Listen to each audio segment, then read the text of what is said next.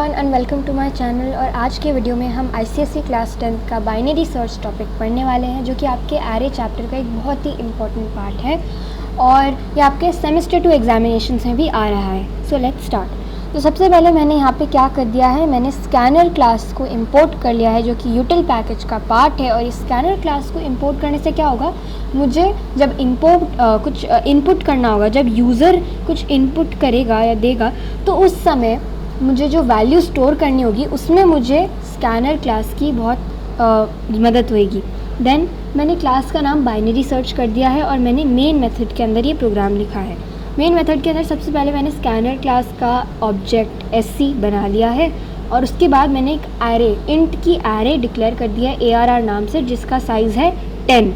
और एक int I करके एक वेरिएबल ले लिया है, जो कि मेरा लूप काउंटर वेरिएबल बनेगा फॉर लूप के लिए। अब मैंने प्रिंट करवा दिया है that enter the array elements. तो अब यूज़र जो है वो एरे एलिमेंट्स एंटर करेगा और मुझे ARR में उन सारे 10 एलिमेंट्स को उसमें स्टोर करना है। तो क्या करूँगी मैं, सबसे पहले फॉर लूप का यूज़ करा है मैंने और I की वैल्यू मैंने 0 सेट कर दी है। 0 ही क्यों ली, 1 क्यों नहीं ली? बिकॉज जो एरे में होता है उसके अंदर जो फर्स्ट एलिमेंट होता है तो उसकी जो इंडेक्स वैल्यू होती है वो क्या होती है, वो 0 होती है, इसीलिए I 0। तो I जब 0 होगा तो मतलब वो फर्स्ट एलिमेंट इनपुट करेगा।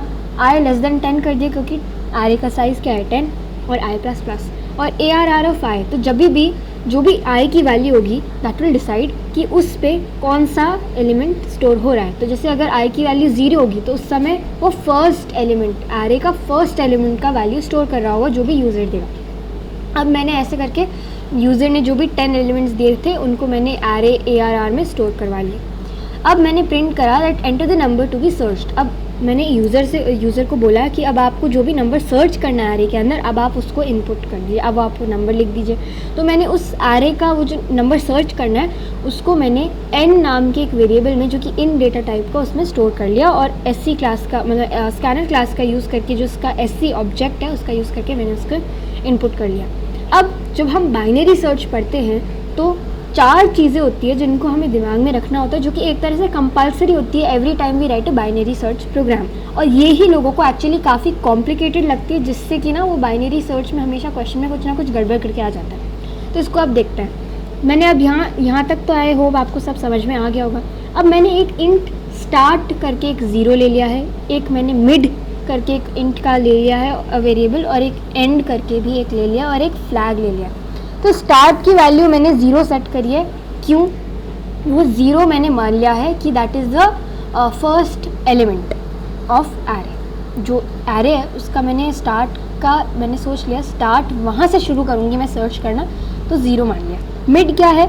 मिड वैल्यू है। मिड मतलब एरे के अंदर जो मिड वाला जो होगा ना एलिमेंट, उसको मैंने मिड ले लिया है।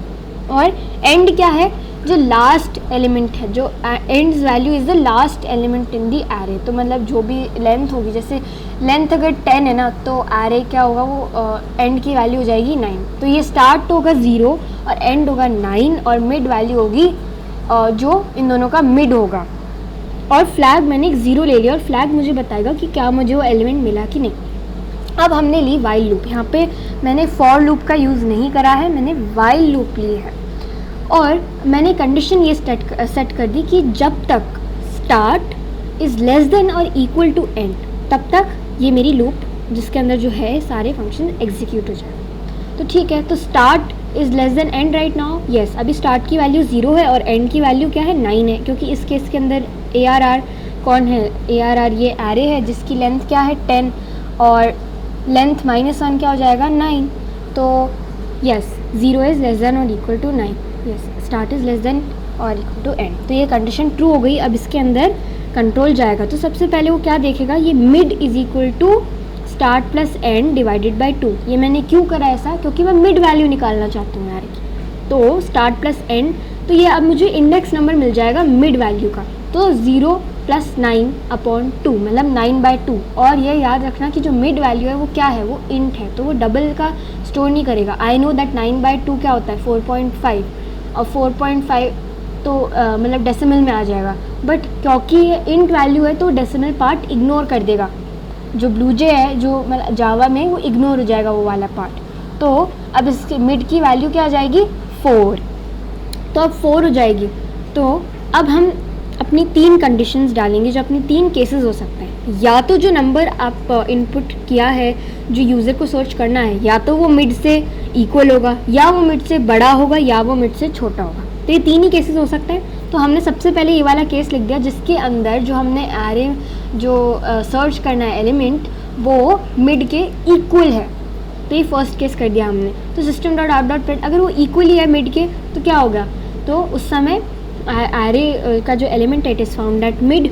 एंड मिड प्लस 1 मैंने क्यों करा है, क्योंकि वो जो वैल्यू होती है ना वो एक्चुअली 0 से शुरू होती है ना जावा के अंदर। तो इसीलिए यूज़र की तो नॉर्मली 1 से काउंट करेगा, स्टार्टिंग एलिमेंट उनके लिए तो 1 से काउंट होगा, पर अपन ने तो 0 से करा है ना, क्योंकि एरे के अंदर ब्लूजे के अंदर ऐसा जावा के अंदर सॉरी। तो इसीलिए फिर मैंने फ्लैग की वैल्यू 1 कर दी, जो पहले 0 थी अब मैंने उसको 1 कर दिया, क्योंकि मुझे पता चल गया हाँ मुझे अब मिल गया है एलिमेंट, तो मैंने 1 कर दिया। और मैंने अब इसको ब्रेक कर दिया, क्योंकि अब मुझे फर्दर सर्च करने की कोई ज़रूरत ही नहीं है, मुझे एलिमेंट मिड पर ही मिल गया। मतलब मिड से मैं कंपेयर करी थी कि या उससे बड़ा है, उससे छोटा है, या उसके इक्वल है, पर अब मुझे तो डायरेक्टली उसके इक्वल ही मिल गया, तो अब आगे सर्च करने की कोई ज़रूरत ही नहीं है, और मैंने ब्रेक कर दिया।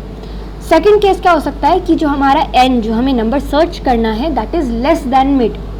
लेस दैन मिड है तो मतलब वो तो या तो बिल्कुल स्टार्टिंग जो इंडेक्स है वो 0 से मिड के बीच में कहीं लाया करेगा। तो इसीलिए मैंने क्या कर दिया, जो एंड जो स्टार्ट का तो इंडेक्स उसका फिक्स्ड है कि वो 0 से शुरू होगा, क्योंकि फर्स्ट से शुरू करेंगे, और उसका एंडिंग इंडेक्स अब हम फिक्स कर देंगे, उसको पूरा सर्च नहीं करना पड़ेगा एरे अब, क्योंकि हमने देख लिया ना कि वो मिड से तो छोटा है, तो अब हम उसे मिड -1 करते उधर तक ही सर्च करेंगे। एंड की वैल्यू हमने फिक्स कर दी, तो स्टार्ट और एंड अब फिक्स हो गया। नाउ दूसरा केस क्या हो सकता है कि जो एन है जो नंबर सर्च करना है वो एरे के जो मिड वैल्यू है उससे बड़ा होगा, जो हमने मिड ढूंढा है उससे बड़ा होगा। अगर वो उससे बड़ा होगा तो हमें एंड तो पता चल गया कि एंड तो उसका पता है कि जो एरे के लास्ट तक उसका सर्च करना है, बट स्टार्टिंग से हम जो 0 इंडेक्स वैल्यू है उससे सर्च नहीं करेंगे, अब हम मिड +1 से करेंगे, क्योंकि हमें पता चल गया कि वो मिड से बड़ा एलिमेंट है। तो मिड +1 मतलब मिड के जो नेक्स्ट जस्ट जो एलिमेंट है उससे लेकर लास्ट एरे का जो एलिमेंट है उसके बीच में कहीं ना कहीं वो लाया करेगा। तो इसीलिए हमने उसकी स्टार्ट की वैल्यू जो है, सर्च के स्टार्ट की वैल्यू है वो फिक्स कर दी, और हमने यहीं पर वाइल लूप क्लोज कर दी।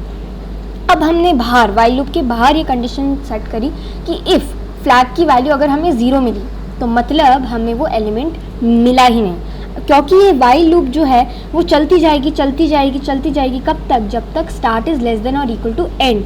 तो तब तक क्या हो जाएगा कि यहाँ पे भी जो वैल्यूज़ थी ना, ये स्टार्ट और मिड ये एंड ये सब होती रहेगी, और अल्टीमेटली ऐसा पॉइंट आ जाएगा जब n is equal to mid हो जाएगा, और इसीलिए उस समय हम ये बता देंगे, और उस समय बार बार हमेशा क्योंकि मिड निकलता रहेगा ना, इसीलिए हम यहाँ पे ये कर देंगे। और यहाँ पे फ्लैग की वैल्यू अगर 0 रही, अभी भी 0 रही, तो इसीलिए फिर हम ऐसा लिख देंगे कि एलिमेंट नॉट फाउंड, मतलब वो एलिमेंट है ही नहीं। अब मैं आपको इसको रन करके दिखाती हूँ इस प्रोग्राम को, बाइनरी सर्च वाले को।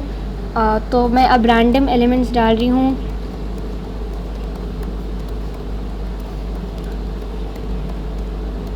ये मैंने 10 एलिमेंट अब मैंने डाल दिया। अभी मैं इससे पूछ रहा है enter the number to be search, तो मान लो मैंने 17 डाल दिया नंबर, तो इसमें क्या आ रहा है, एलिमेंट फाउंड एट 7। आप खुद भी काउंट कर सकते हो, तो ये 1 होगा, अपने लिए 1 होगा, तो 1 2 3 4 5 6 7 करेक्ट। अब मैं ऐसा एलिमेंट डालती हूँ जो इसमें नहीं है, तो लेट्स रन इट अगेन। मैं वापस रन कर रही हूँ,